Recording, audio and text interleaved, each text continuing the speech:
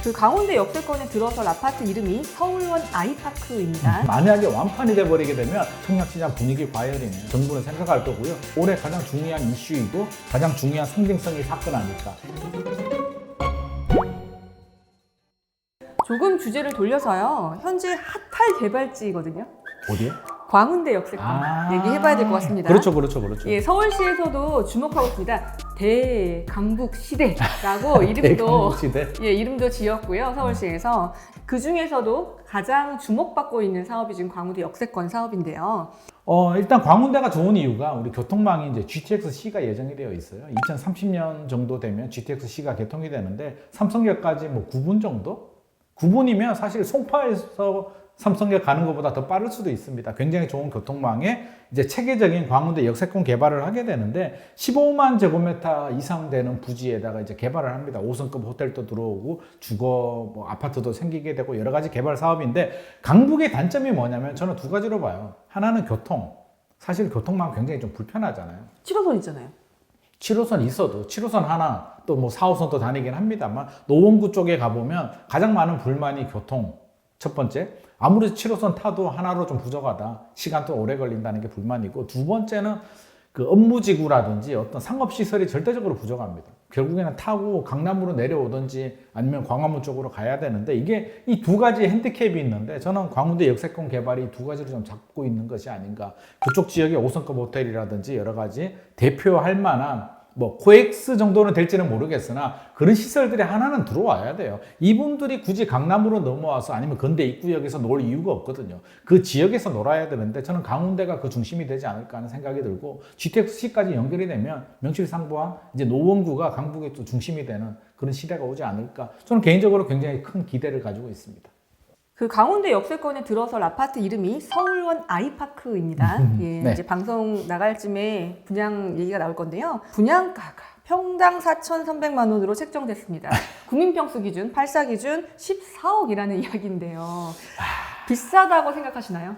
우리 이제 분양가를 바라볼 때는 지금의 가치와 미래 가치를 좀 바라봐야 되는데 지금의 가치를 본다면 주변 시세와 비교해 보면 그 주변에 이제 장위자이 아파트들, 우리 장위자이 레디언트가 2022년 12월에 이제 미분양이 발생을 합니다. 그때 분양가가 전용 8사가 아마 10억 원 안 된 거로 제가 기억을 하거든요. 9억 얼마였나 이렇게 미분양이 났는데 불과 2년이 지났는데 5억 원이 올라서 14억이다.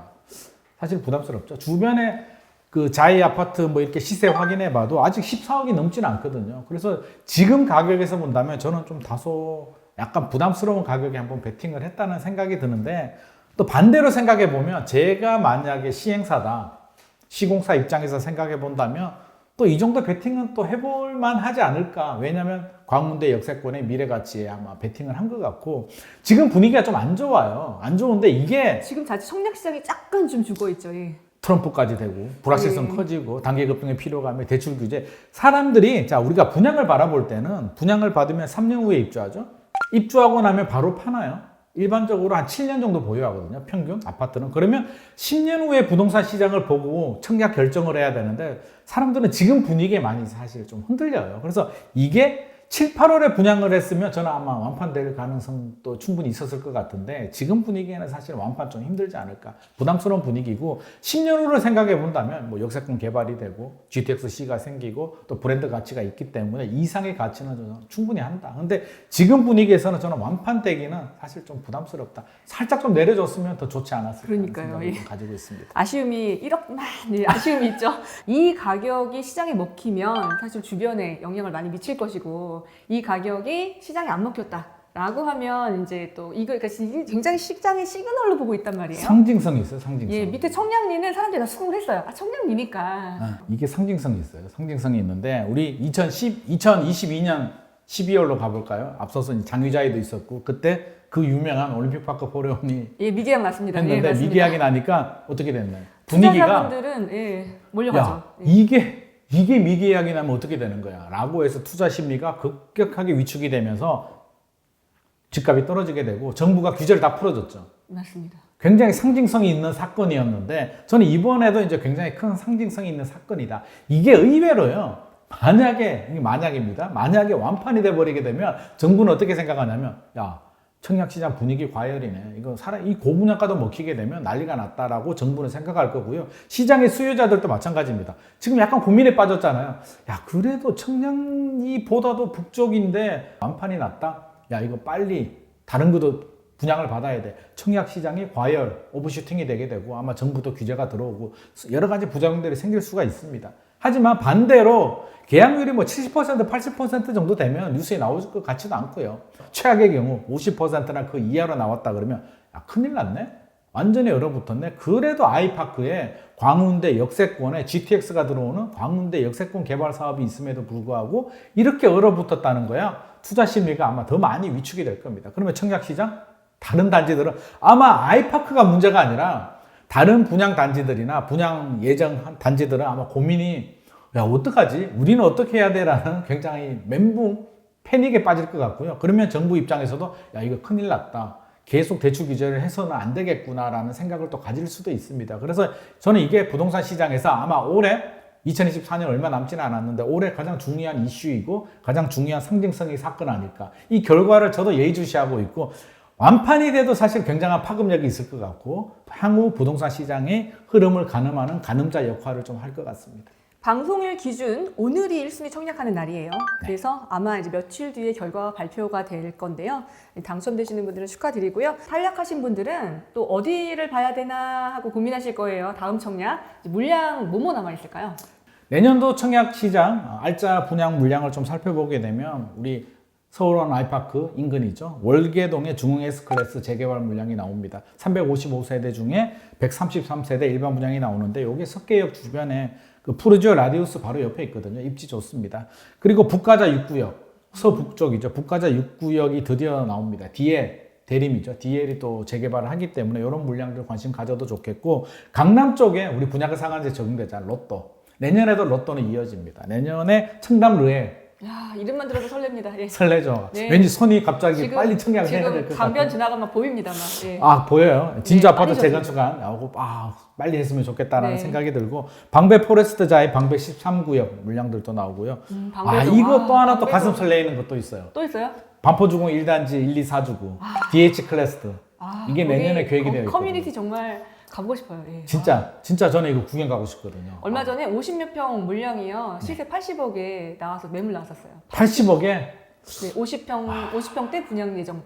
DH 클래스터도 나오고 또 네. 용산의 한강로에도 부영 아파트 또 신축 아파트 나오기 때문에 서울에도 내년에도 좋은 알짜 분양 물량들 기다리고 있다. 적극적으로 청약하셔야 될 것 같습니다. 마지막으로 부동산의 혼동기인 2024년이 드디어 이제 한 달 남았거든요. 네. 예, 아직도 매수 타이밍, 왜냐면 지금 좀 또 주춤하니까요. 매수 타이밍 고민하시는 분들 계실 것 같아요. 마지막으로 꿀팁 한번 이 구독자님들한테 드린다면? 저는 오히려 주춤할 때가 내 집 마련 기회 아닌가 싶습니다. 집값 올라갈 때 집주인들이 매물을 회수하고 집 보러 갔는데 5천만 원 1억씩 올리는 상황들. 근데 참 신기한 게 우리 심리라는 게요.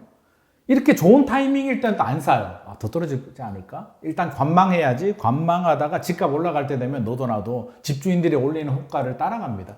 이게 인간의 심리인데 저는 이 심리를 우리는 좀 바꿔야겠다. 진짜 좀 냉정하게 판단을 해야 될 것 같고요. 주변 분위기에 너무 일일비 휩쓸리지 마시고 내가 자금이 되고 내가 필요한 분들이라면 오히려 지금 같은 분위기 집주인들이 호가를 올리지도 않고 또 잘 협상하게 되면 또 금매로 잡을 수도 있거든요. 이런 기회 저는 좀 살펴봐야 될 것 같고 만약에 또 우리가 만약을 또 살펴봐야죠. 만약에 뭐 미국에서 어떤 문제가 생겨서 다시 물가를 잡기 위해서 금리를 올린다? 혹시 집값이 한 6개월 정도 단기간에 고점 대비 30% 정도 떨어지는 2차 하락이 온다라고 하면 저는 이게 진짜 마지막 기회라고 생각합니다. 1차 하락은 2022년 1분기, 4분기죠. 2023년 1분기 때 1차 하락이 있었는데 1차 하락 때 들어가는 건 사실 좀 두렵잖아요. 1차 하락 들어가고 조정기가 또 2, 3년 더 이어지는데 2차 하락은 거의 마지막이거든요. 이제 상승장으로 들어가는 관문이기 때문에 저는 만약에 고점 대비 30% 정도 떨어지는 상황이 온다면 정말 적극적으로 내 집 마련해야 되고요. 그런 상황이 오지 않더라도 1, 2년 지나면 아마 상승장 진입이 가능할 것 같습니다. 그렇다면 무주택자들 또 갈아타기 내 집 마련 실수요자들이라면 지나고 나서 아쉬워하지 마시고 항상 그때 할 걸, 비트코인 그때 살 걸, 뭐 항상 그런 얘기 하잖아요. 저도 항상 후회합니다. 비트코인 작년에 샀어야 되는데 막 이런 생각을 하는데 1억 넘을 때 고점인 줄 알았어요. 작년에 저도 살 기회가 있었거든요. 제 친구가 사라고 했어요. 사라고 해서 제가 안 사니까 저한테 귀인이네. 귀인인데 제가 귀인을 몰라봤어요. 그래서 저처럼 후회하지 마시고 네. 내년에 또 살 수 있는 기회들, 내 집 마련할 수 있는 기회들 옵니다. 제가 항상 강조드리지만 집은 평균 7년을 보유하거든요. 그러면 7년, 10년 후 부동산 시장을 우리가 예측을 하고 관심을 가져야지 내년 부동산 시장은요. 내년에 올라내려? 아니 올라내려가 뭐가 중요합니까? 사서 팔지도 않을 건데. 그 쌀 때 사면 좋잖아요. 예. 그런 마음 때문에 관망을 하게 되는데 실제로 그런 타이밍 100% 타이밍 잡지 못합니다. 내가 자금이 되고 필요하다면 내 집 마련 언제든지 하셔도 좋고요. 우리는 7년, 10년 후 시장을 내다봐야 되기 때문에 저는 살 때도 중요하지만 정말 중요한 거는 잘 가지고 있다가 잘 파는 게 오히려 더 중요하다. 우리 주식도 마찬가지고요. 앞서서 뭐 비트코인 얘기했습니다만 비트코인 5년 전에 사신 분이 지금까지 보유할 수 있을까요? 아, 힘들죠. 아마 2배 올랐을 때 다 팔았을 겁니다. 엔비디아 10년 전에 샀어도 아마 다 팔았을걸요. 그러니까 사실은 진짜 중요한 거는 보유하고 매도하는 타이밍이지 사는 타이밍은 중요하지 않은데 너무 많은 분들이 사는 타이밍에 관망을 하고 기다리다가 타이밍 놓치는 것이 아닌가 싶습니다. 그래서 필요하신 분들, 자금이 되시는 분들이라면 지금 좀 조정이 될 때 좀 좋은 타이밍 아닌가 싶습니다. 한 달 마무리해야 되는 2024년 부동산 시장 그리고 다가올 2025년도 저희 집단 지성과 함께 해주시고요. 오늘의 지성인 김인만 부동산 연구소 소장님과 함께했습니다. 다음에 또 나와주세요. 감사합니다. 고맙습니다.